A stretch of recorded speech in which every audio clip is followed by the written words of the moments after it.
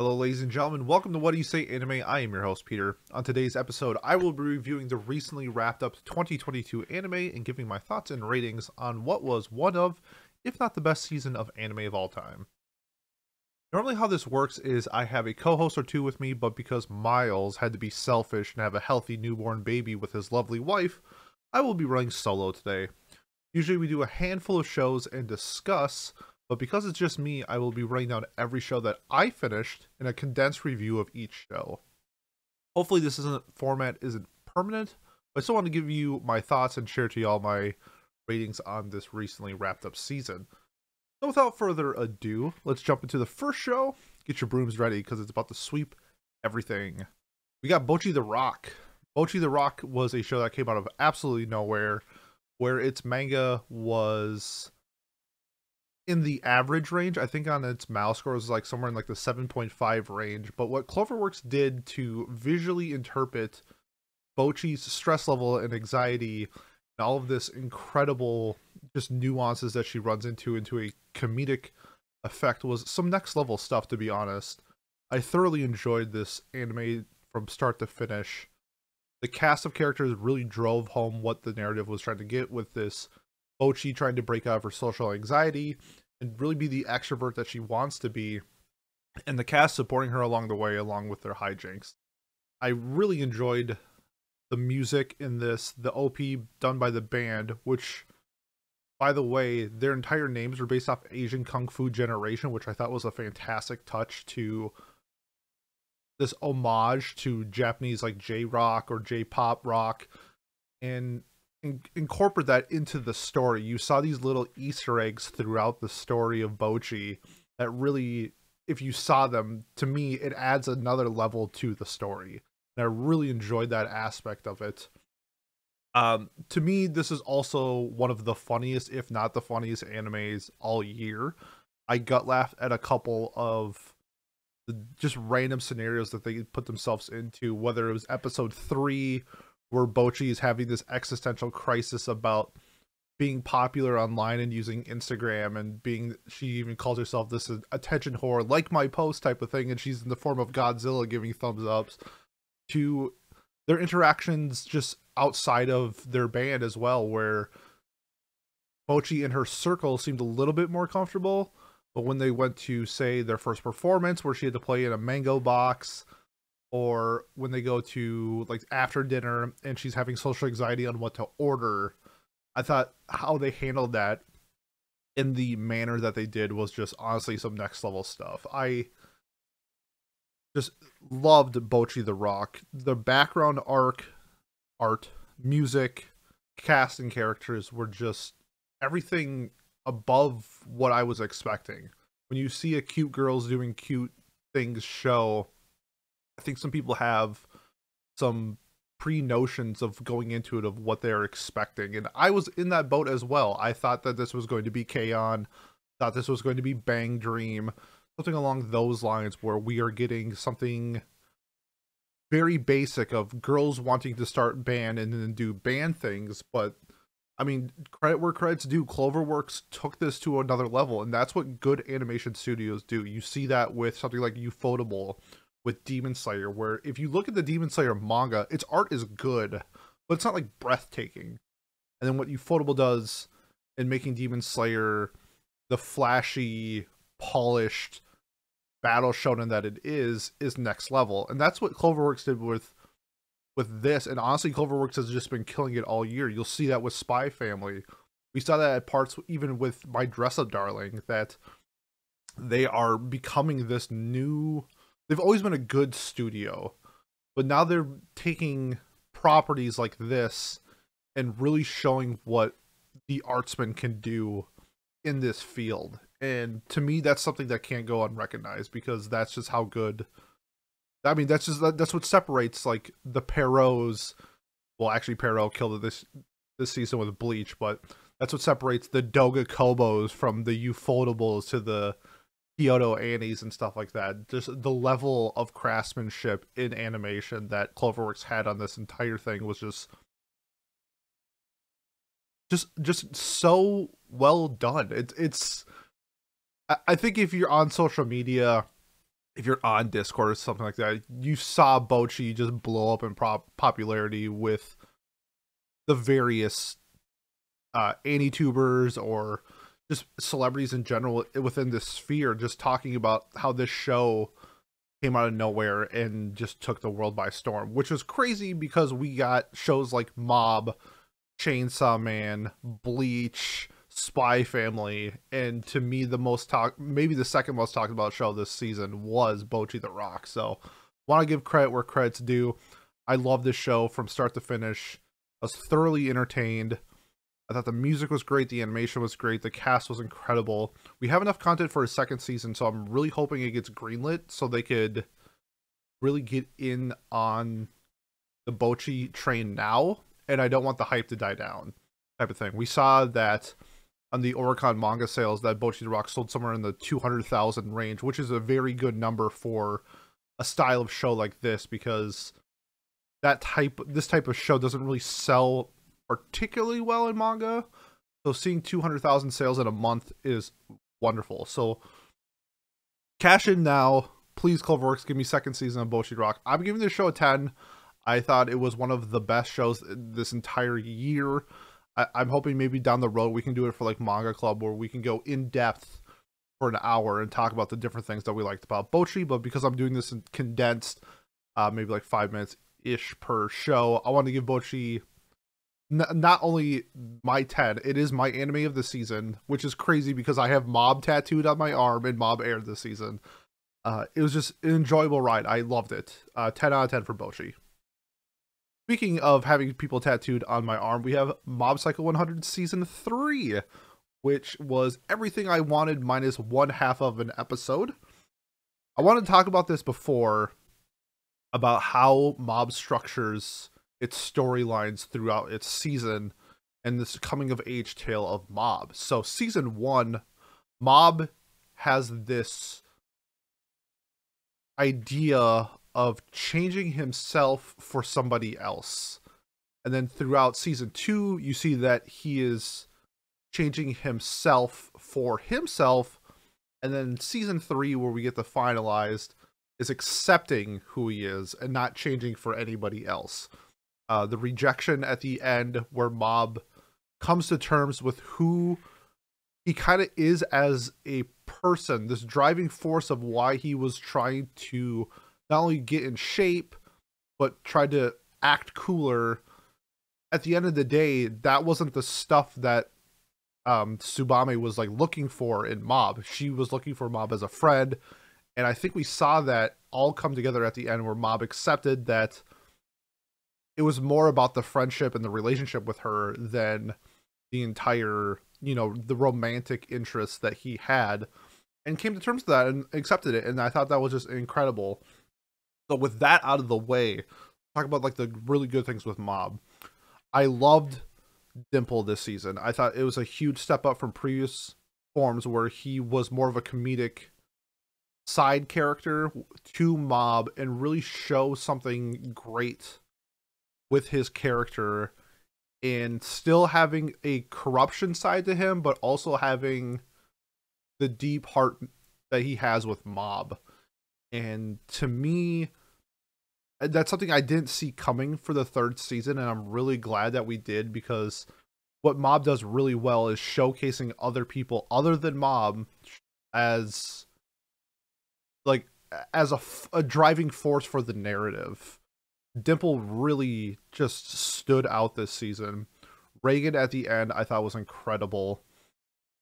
And also Teruzuki trying to stop Mob when he was going on his rampage, I thought was also like going back from season 1, where he was this jock bully kid at the middle school who kind of getting humbled by Mob, to now being Mob's friend. And I really enjoyed how he was picking out clothes for Mob and kind of clowning on him, but not in like a bullying way. It's like, when you have like really good friends that you'll be like, yeah, man, you should totally wear that, knowing that that's exactly not what they should wear. I thought that really shined a light on their friendship, and just a wonderful cast this season, just fleshed out and full. The club members got their own shine. in the beginning I said that I liked it all except for one half of an episode where the alien stuff happened. Seemed very random. It didn't drive anything into the plot really, and had some questionable moments. But that being said, I thought Mob was incredible. I thought it was the perfect ending to a series that is beloved to me.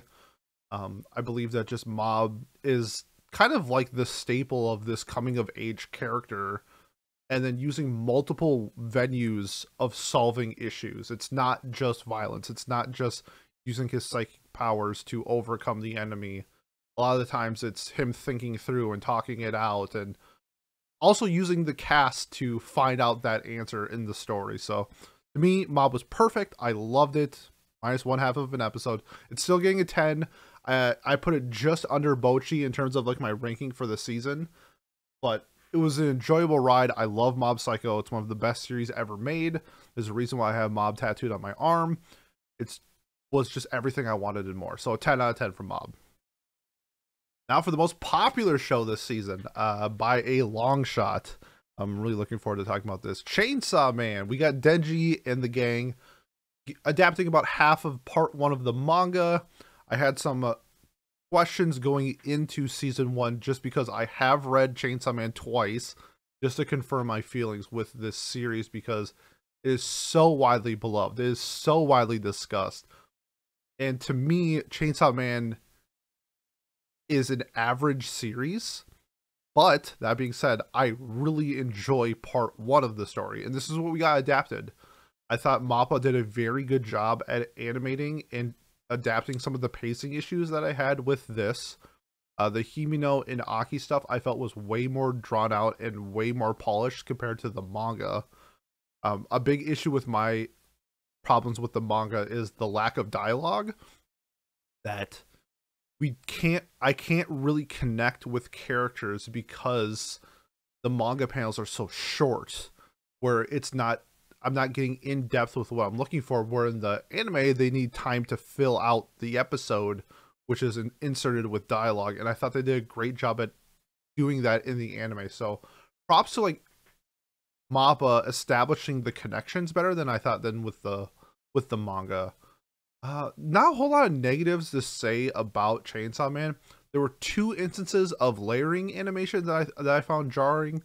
One was during the Infinity Devil in the hotel, and the other one was during the Bat Devil fight, where you can clearly tell that they drew 2 different layers on top of each other and then just pasted them on top. And it looked clunky, where there's parts where like Denji's running up the Bat Devil and his feet aren't touching anything. That was like a little odd, but for the most part, the animation was stunning. The cinematography in this show was maybe the best of the year. I think it's like the second best. I think Cyberpunk did a little bit better job, but there's just the scenes where at the end where Aki is like visiting the future devil and how they pan the camera to that. I thought stuff like that Chainsaw Man did was just like some next level stuff. I really enjoyed like the voice actors in this story, minus Makima. I didn't feel the sinister energy that I felt when I read Chainsaw Man. I thought Power's VA was the best.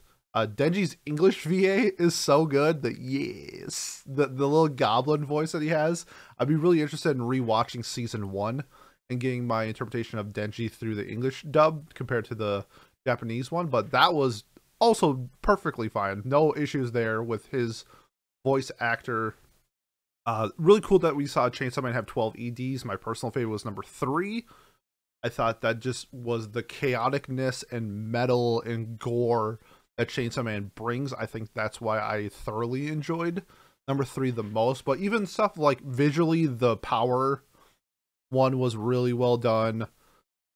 The Denji one where he's surrounded by dogs, I also thought was really well done. The one that, and then there's another one where they use like real footage mixed with animation, was a nice touch. So 12 EDs is always a huge plus. I mean, everyone talked about the OP when it blew up. I thought the references to these shows or these Western movies with Tarantino obviously drew influence from Chainsaw Man to the story, and was honestly an enjoyable OP, and you'll see it in the OP of the year, because with this and then Isekai Uncle, the references in the OP were some of the best that I've seen in anime to date. Other than that, yeah, Chainsaw Man, I liked part 1 a lot. My issues with Chainsaw Man are in the next part, so thoroughly enjoyed this, had a good time, had a good run. I'm looking forward to seeing how Mappa adapts the second part to see maybe they can fix some of my issues that I have with that, but we'll get to that when we get there. I'm gonna give Chainsaw Man an 8. It was really well done, and I had a really good time watching it. All right, we got the second part of Spy Family up next. I think the first part took the world by storm. The second part, not as hot. People weren't as hot on it compared to when we initially got it. And I'm a little confused because I love this part. I thought the tennis arc is one of my favorite sports tournament arcs in anime. I thought it was a little rushed. I think they knocked it out in like 2.5 episodes, where I was really hoping that this would be like an entire arc. Like each match would maybe be an episode. And we kind of got that, but not as much as I want. But that's just like a personal thing. I'm not going to knock it points for that because the impact of what they were trying to do was still there. Still lack of, I know people want more Yor and kind of like her role as a secondary character right now. I will say going forward, she is way more involved, and I get the frustrations, but to me, Spy Family is about the enjoyment of just what I'm listening to and what I'm watching. And you know, Anya always makes me smile with her hijinks. We got introduced to Best Boy Bond. I love that Bond finally got introduced, and his character is so much fun. Bore for me. Just what I was looking for in Spy Family I got, and that's pure enjoyment, pure fun. Cloverworks and Wit knocked it out of the park, as always, with their animation. I talked about it earlier with Bocchi. Cloverworks being on this, you can see how much they've grown over the years as an animation studio, and Wit has always been a massive powerhouse in terms of animation. They're one of my favorite studios for a reason. Yeah, I think some people also got drawn out into the middle parts where we got introduced to Fiona and felt that kind of dragged. I think like the beginning started hot with the introduction to Bond. The end was really good with the tennis arc. The middle is kind of drawn out to me. I still really enjoyed everything about Spy Family. As always, we had an incredible OP and ED. Spy Family is really showing their, like, they really care about the music and the ambiance that they're bringing to this era that they're portraying. I thought Mix Nuts, there we go, was a better overall OP in general, but this new one was just great. If you listen to the lyrics, or if you read the lyrics, I think it adds a lot of emotion compared to the first one, which was way more fun. This one was about like being a family and coming together and realizing that coming home to what you have is what's important, as well as I mean, it's kind of about Lloyd, but you know, Lloyd devoting his life to being a spy and wanting to see children smile and kind of forgetting himself in the process. And the OP really, to me, stood out where it was him being like, hey, it's okay that you can come home to this and smile and be happy as well. Like, you don't have to sacrifice everything for everybody. You can be happy as well. So I really like that aspect of the OP. I thought that was really well done. That being said, Spy Family to me is just pure enjoyment. That's what I'm rating this on. I do think technically it is also incredible. Not this part, but the last part had some of the best animation all year. I did think the tennis had some really good animation, but nothing that was going to like stand out compared to the mansion fight from part 1. But Spy Family was enjoyable and I loved it. I'm giving it a 10. It's one of my favorite just serotonin boosting shows of all time. I loved it. Next up, ooh, this one was spicy. Akiba Maid War. So we got the Godfather mixed with Reservoir Dogs mixed with maid cafes. I don't know if this one's going to be that long of a review, so I'm just going to spitball off the top of my head about my thoughts on Akiba. Love the concept. I think one thing that draws me into anime is just the absurdity that you can bring with these stories, that a show like Akiba Maid War can only be done in animation.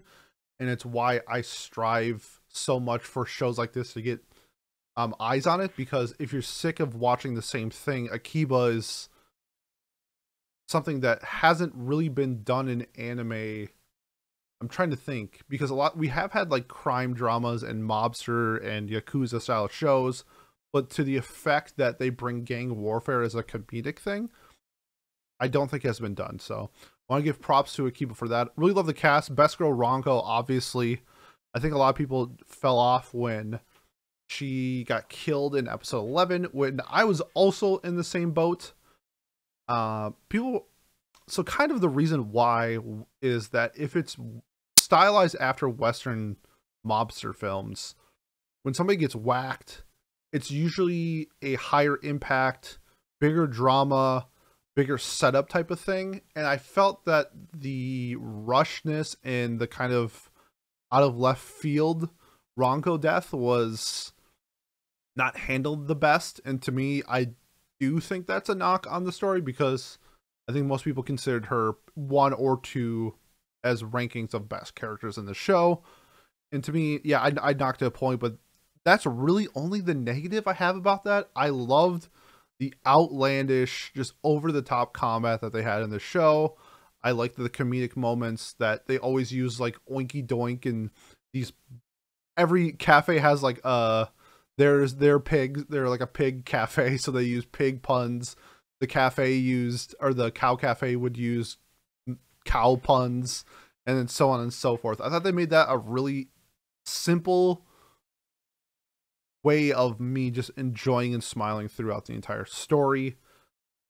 Man, the OP was fantastic. Oh my god, what a wild OP. Just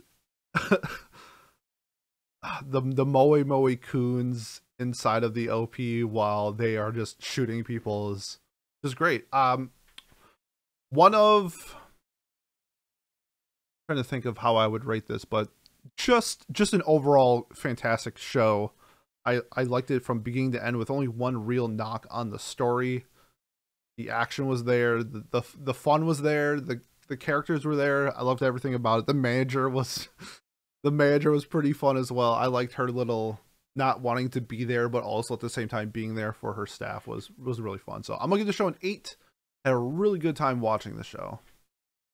Ooh, this one's spicy. More Than a Married Couple But Not Lovers. A show where I'm not gonna say trash. Trash is the wrong word. I was very critical on the show. Yeah, let's go with critical. To the point where I fully caught up on the manga because I couldn't wait to see how this progressed, because I was thinking that this show was going to be a series of unfortunate events and misunderstandings, and that they would just continue to not progress. And I was kind of right, but it's a little bit better than most, I would say. I did like the concept of having a hard time understanding that you like more than one person at a time, which is a dynamic we haven't seen. And I compared this to the show like Domestic Girlfriend, where you have the person in front of you versus the person behind the scenes, and you having feelings for both of them. And I thought that was a really fun dynamic to this. I'm surprised that this isn't labeled. I mean, I get why it's not labeled as an ecchi, but they really put Akari in provocative scenes and outfits to really drive home the fan service. And I think that's okay, but I do feel like it was done a little bit too much.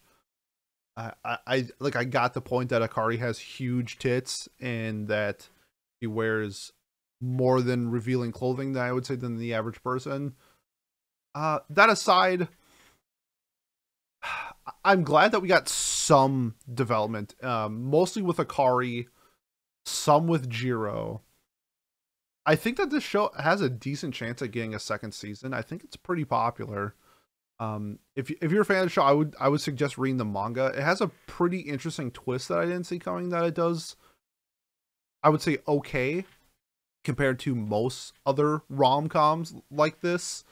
I know it's a little different compared to most rom-coms, but in the style of rom-coms, it has a very interesting twist that I enjoyed. However, this show to me, I felt dragged a little bit at times. A lot of the episodes were samey, where we're getting to the point where Akari kind of can think for herself. Jiro has a really hard time expressing his feelings when it's obvious. and then Shiori. Actually, I really like Shiori's character. I'm a big fan of with her dynamic and how she handled the situation in the anime, and I really like how she handles situations in the manga. She's probably my favorite character in this entire story, even though she looks a little Mary Sue. I don't think that that's her character, so I was a big fan of that. But that being said, it wasn't as funny as I thought. I think a lot of the jokes were, you know, like, Jiro, look at me, and then, you know, she's wearing no clothes, or like the otaku stuff with Jiro and his friend. I thought that was just a little formulaic and a little samey, but I will say I had fun watching the show. I'm gonna give it a 6. That was a just an enjoyable show for the most part.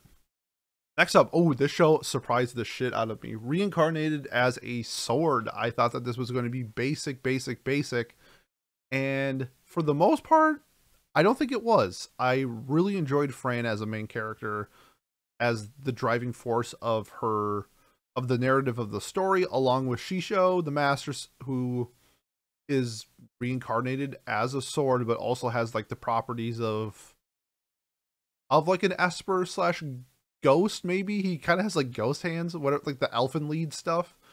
He's not like just a sword. So that was, I thought that was going to be a problem, where he's just like a stoic character stuck as a sword, but he can do a lot more than just be a weapon. So I enjoyed that aspect.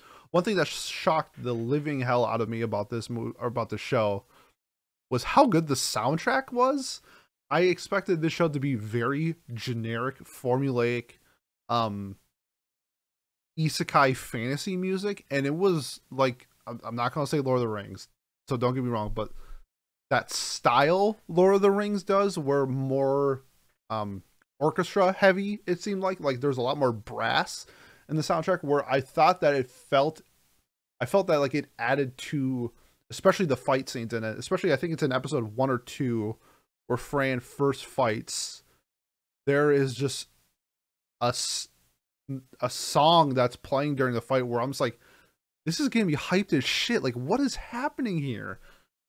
Yeah, so I want to give a huge props to Reincarnated as a Sword soundtrack, because that's something that I really look forward to. The little things in shows that like add it to like the next level for me, and the soundtrack is one of them. I also really liked how they handled the Amanda and Fran situation, where I thought that it was going to be like an overly loving mother character who's obsessed with like small girls or something like that, like maybe a little pedo-ish. And then we find out later in the backstory that Amanda was good friends with Fran's parents at some point. There's a chance that she's maybe even like a godmother type of character, and that's why Amanda really looked out for Fran, but without ever telling Fran herself. Thought that was handled beautifully. Just something I didn't expect from this show, because when you see something like Reincarnated as a blank, I think people have their doubts, where you have outliers like Slime, which does stuff really well, like world building and characters. I think Sword kind of handled its writing and its technical abilities to a higher extent than we see with most isekais. Fran being an adorable, funny, at points ruthless main character was a very nice change of pace. Maybe like not like Beaufry-esque style with Maple, but just really a nice fleshed out character that you can be as a, I'm assuming she's like a 12-year-old cat girl, something along those lines. You can only be so in depth at that point of your life, but like good backstory with Fran, good backstory with Amanda. There's a couple things I really hate. The trope, this happened in like episode like 7, where there's the when you're like overly evil to be evil with like no reason to do that. We saw that at like the bar scene, and they confronted Fran and like wanted to fight her and stuff like that, and then everyone's just like, you're a douche, and it's like, yep, yeah, you are. And then they get their ass beat, and it happens in like everything. I hated that. I don't think I'm gonna knock it for that, but it's a trope that we will see in a later show that I will be reviewing, where just don't like that trope one bit. So that being said, Reincarnated Sword, very fun show if you're a fan of these isekai style shows. I think that this was one of the best this year. I really enjoyed it. I'm gonna give it an 8. Just a really solid isekai. This show, next show, was a show that took me a hot minute to get going, but when it did, I wanted so much more in a good way. Raven of the Inner Palace. A very show don't tell style of storytelling, especially in the beginning and understanding the plot, where we get the Emperor's backstory of how he became Emperor and why he became Emperor. But I thought that the Raven consort character was not really shown in a way where I thought it was going to be. And because of that, I had a hard time really gravitating to this show. But then once it picked up, it picked up. I fell in love with I'm so bad at saying her name. I'm just gonna say the Raven consort so I don't look dumb.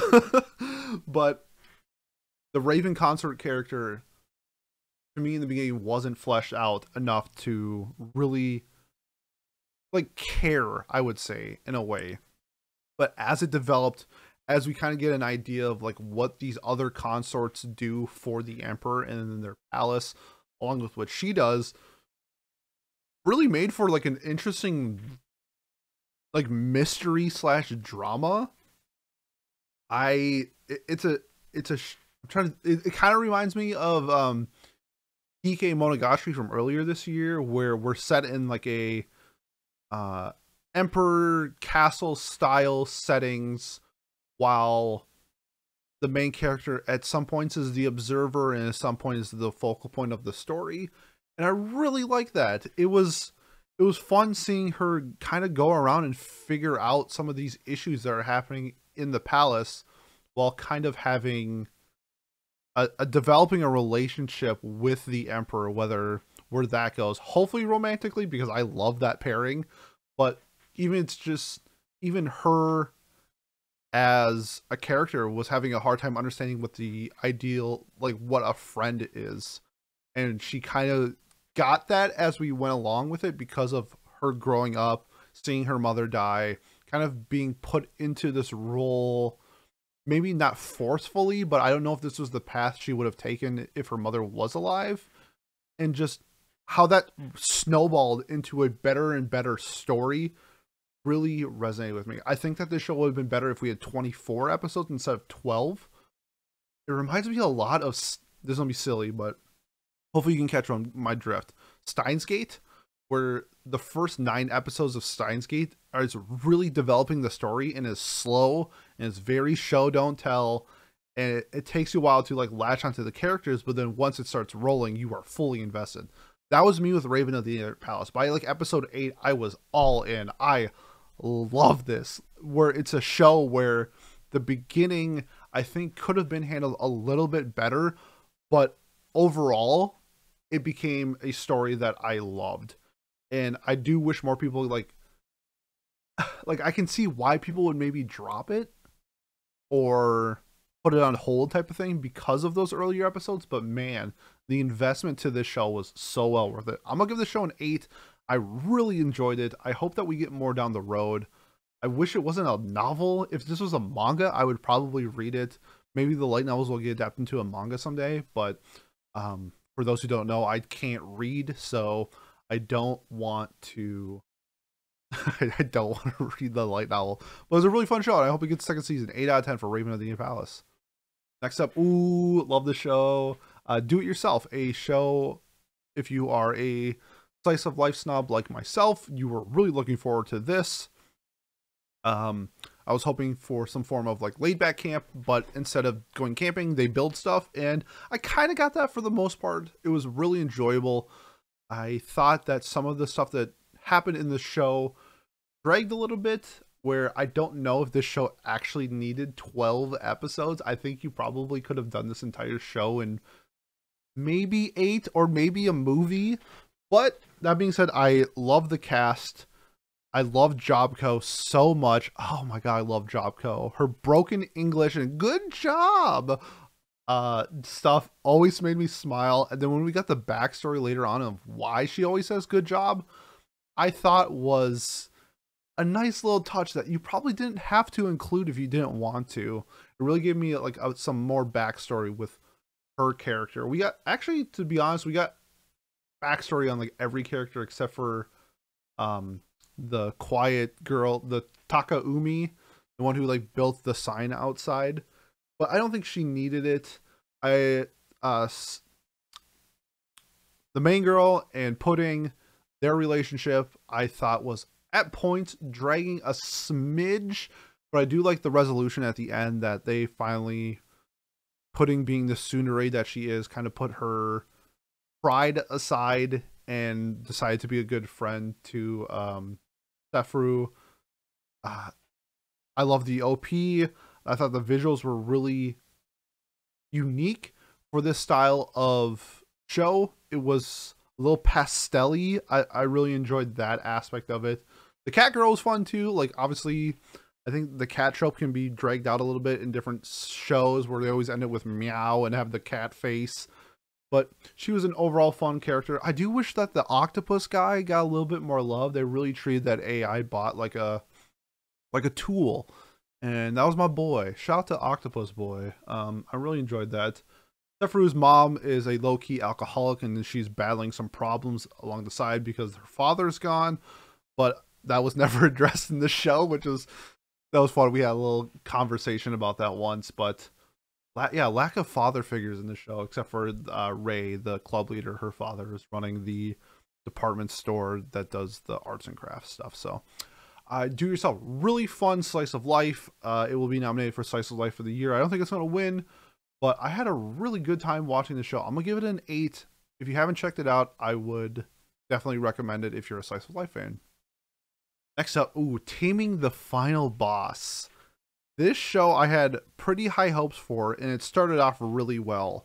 However, the pacing in this show was Chainsaw Man manga levels, where I think we got through about 4 or 5 arcs in 12 or 13 episodes.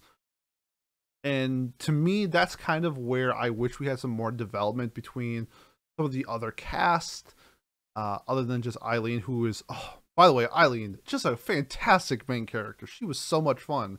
And I do like that even if we didn't get more side character love, that at least the main character is fun and good. And I like her aspirations and her drive and her love for the Demon King that she's engaged to. It's a good, just relaxing show where I was thinking that it might be like Villainous, but it wasn't like a harem, which was fun.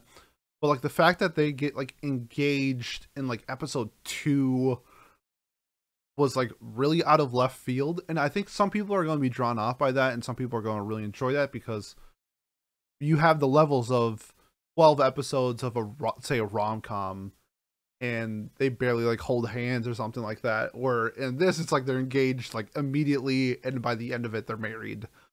So some people are going to like that. I did like that at the end. It's just more of the stuff in between. Some of like the other, I'm not going to say non-important, but I mean, you had like the focal point of the main character and the main characters, but everything else in between I felt was like lacking and just done way too fast. I wish they pumped the brakes. I think they could have filled some of these arcs in, and if this was like a 2-core, I think that it would have been a better job at handling some of this pacing issues. But if they got allocated 1 core and they wanted to get to the marriage part, I get it.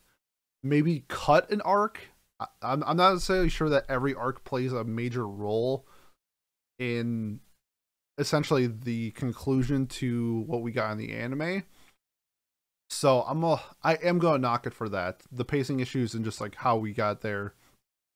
But Eileen, love her. Shout out. One of the best girls this season. Lots of fun. Love the wardrobe selections that they use in the show. I thought that was really not unique, but well crafted, well done, to the point where a lot of shows. Oh well, the other Villainous show does a really good job at this as well. But maybe that's just like a staple in Villainous, like style Otome games. I'm gonna think about going forward and pay more attention to like their outfits. But this was really, the outfits were really done really well. I had a fun time. It's just more of the pacing issues that I didn't necessarily like. The duck jokes were fine. I don't see why it was a duck and why it was that funny, but it was okay. The comedy was okay. That being said, I'm gonna give it a 6. It was a good time. I would recommend it if you're a fan of like Villainous style shows, these Otome style shows. It was a good, enjoyable watch. Ooh, probably my least favorite show of the season, Uzaki-Chan Season 2, where we got to the point in Uzaki. If you haven't seen Season 1, now I used to recommend Season 1, now I don't know, just because of this second season. They're in college, and like they're like 20 and they can drink, and neither of them have a boyfriend or held hands or kissed somebody. And it just drives me crazy where it's like they're not portrayed as like losers or people who have never had an opportunity as at romantic interest. I just wish they used their words. You're at the point in the story now where progression can happen. I get season 1, you're setting it up.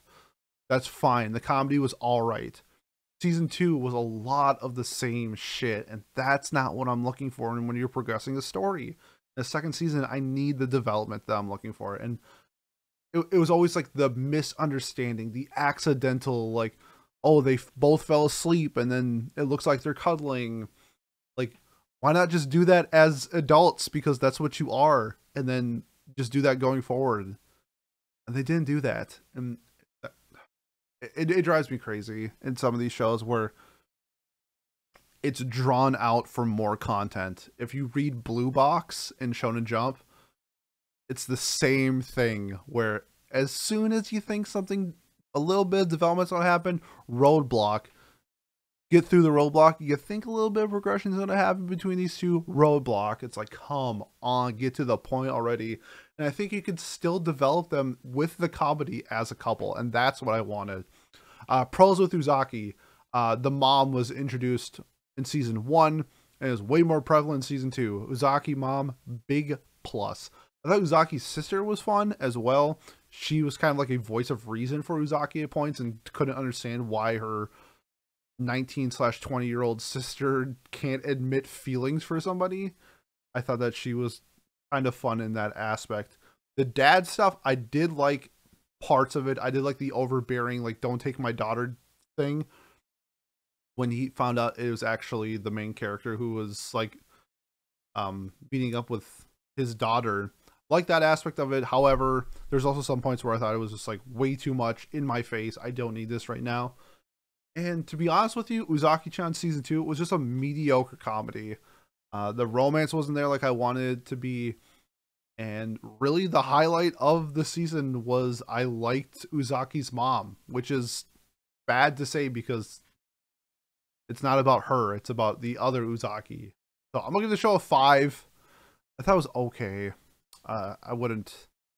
Yeah, I'm really questioning myself whether I would recommend Uzaki going forward or not. I'm gonna say probably not, but just read Takagi or watch Takagi if you like this style of comedy and romance, I guess. Oh, this show. Next up, Beast Tamer was a show.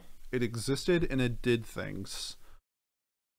I thought that it was going to be something else other than what it was, and that's what I get for being naive. The aspect of their harem where the main character signs these blood contracts with these advanced beasts that all happen to be girls, that all happen to like him, and he gets power from it. So then they encourage him to get more contracts with more spirit beasts or whatever they're called, so he can get stronger and they can be a stronger party, and then his harem grows. So his harem grows by getting stronger. And on the surface, that seems pretty silly. And I'm even laughing right now thinking about like what Beast Tamer was trying to do, like trying to hide the fact that we're not actually a harem. It's like you are a harem. Like it's for sure setting up to be a harem. The two main girls I thought were a bunch of fun. I really enjoyed their dynamic.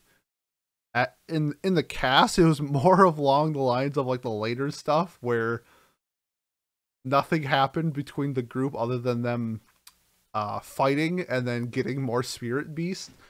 And I said this earlier where I hate the trope of evil people being evil to be evil with no real driving force. And that Duke's son, there's a scene where it's like that demigod where he's like kicking her for like 45 seconds to the point where I dropped it 2 points and I was considering dropping the entire show.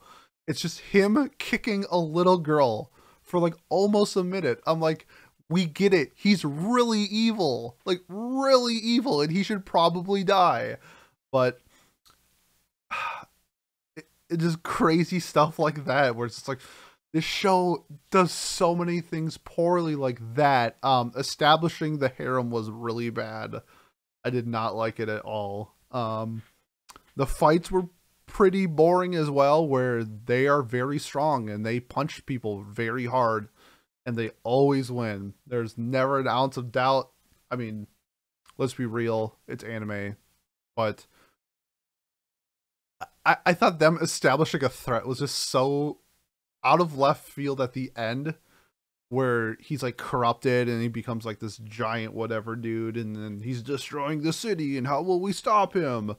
It's like, well, let's all team up together and teleport and punch him in the face. And I just didn't like how that stuff was handled. I really enjoyed more of along the lines of them like finding a house and getting lunch and their conversations as a group. That was, to me, what I liked about Beast Tamer, and not the actual taming of the beast. Also, for evil being the sake of evil, the whole party dynamic of why he got kicked out of the party was so fucking stupid. Oh my god. It's like, they essentially hired the main character to be a human backpack, essentially. And then they kick him out of the group, and then they don't have a backpack anymore, and then they struggle with all of this like nuanced stuff that they didn't know before. And it's just like, yeah, duh, like no shit. Like, how are you an established party and not realize that you need somebody to handle the travel and the carrying everything and all this stuff? And then they're just like so overly evil and can't take an ounce of like being humbled and saying sorry. It's like, nah, we have to be very evil so we make the main character look really good. And drives me crazy. Oh my god, that drives me absolutely nuts. Beast Tamer, for the most part, if you like generic harem isekai, that's not isekai, if you like generic harem fantasies where the main character is super overpowered and gets 7 girls, this is the show for you. I'm gonna give it a 5. It was at some parts fine, at most parts bad. I'm gonna average that out to about a 5. It is what it is. Beast Tamer. Hope it doesn't get a second season. Yeah, that anime is done. All right, how about something that I liked a little bit more, but I still had my issues with? Bibliophile Princess. I thought the concept of this was really something I really thought I was going to enjoy more. However, I didn't like how damsel the main character was at points. I didn't like how the driving force of like the plot was like through her not being liked by people, essentially. Like, a lot of people don't like her because she's like reads books and is quiet and is super nice. Even like the first 2 episodes is about that and trying to get with the prince that she's engaged to. And it just seemed, I don't know how to describe it. It didn't really seem like there was like an overarching plot to this story. This one's gonna be like really quick because I don't want to trash it too much, because maybe it gets better. And there are things I liked about it. I thought that she was like a very well designed character. And I loved her and her fiance's dynamic of being they're like engaged politically, but then they actually do fall in love with each other. And I like their dynamic, but like that's it. Like, if they work together, I really wasn't enjoying this show. I'm gonna give it a 6. I'm gonna keep it light and sweet. It was fine. It was fine. I think more people are going to like this more than me. But it was just a fine show, and I don't want to hate on it too much because I can see things why people would enjoy this show. I think this more falls under the lines of it's not bad, it's just not for me type of thing, and that's what this show is. So I'm gonna give it a 6. It was fine. I like the dynamic. Ooh, okay. This show, I'm reviewing it as now. There's one episode left, but I think I can properly judge the show. Isekai Uncle, or Uncle from Another World. Just a show where I thought it looked terrible. The concept seemed stupid, and then I got into it, and I thought it was one of the funniest anime I've ever seen in my entire life. As somebody who grew up in, I was maybe like 10 years too old for this era, but I did have like a Sega growing up. I did have like these consoles and being resonated with the style of games that the uncle is essentially basing his entire life and Shinibio style character that he had in the other world around. So I get that part. So I could a little resonate with that. I'm more along the lines of the uncle's like nephew. That's kind of me in real life. He just like me for real. Ah, man, where to start with the show? The OP, it's kind of like Chainsaw Man. All those Sega references were really fun. I think there was a few that I could figure out, like the Ninja Gaiden I got right away. His character is essentially one of the ninjas from Ninja Gaiden as well in the other world. And the song itself was really well done. I like the mix between kind of how they incorporated his past life into real life, whether it's using his powers to make sure that he doesn't have to wait for shipping. He can just fly to wherever and pick it up immediately. And then also using his prior memories as sort of like a movie theater. And then the entire cast is kind of just watching his life back as he was in the other world and seeing the events that happened throughout. I will say this show will be a 0 out of 10 if he does not get with the elf by the end of the story. I love their dynamic. I know people hated the fact that the running joke that was he's so ugly in this other world that they thought he was an orc. I thought that was hilarious. I don't really remember a time where a show used its fantasy elements like that to describe somebody's looks, other than being like literally calling somebody ugly, like you're ugly as like an orc, to the point where in this story he's so ugly it's not that he looks like an orc, they think he is an orc. And so really enjoyed that aspect. The comedy was hitting for me. I can see why people do not like this show at all. 100%. If you are not a fan of like understanding like maybe like video game references, since there's so many Sega references in the show, I can see how like sometimes the comedy doesn't land for you.